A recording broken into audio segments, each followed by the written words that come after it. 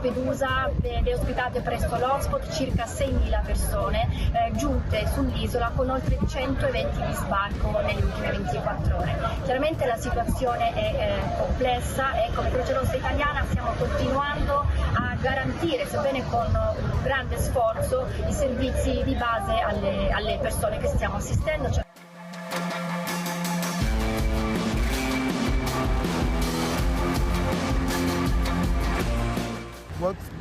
What's going on is that we had a big increase of the arrivals of migrants this summer, more than double of last summer. We are more or less with the numbers we had in 2016, which was an exceptional year for arrivals and landings of migrants on the Italian shores.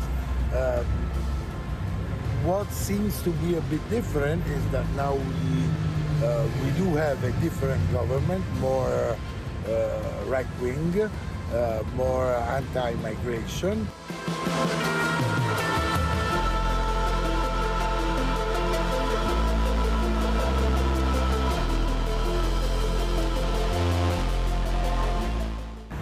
More than 90% of the migrants who land on the Italian shores try to make their way to northern European countries like France or England or Germany, Belgium, Holland or Sweden, Norway, Denmark.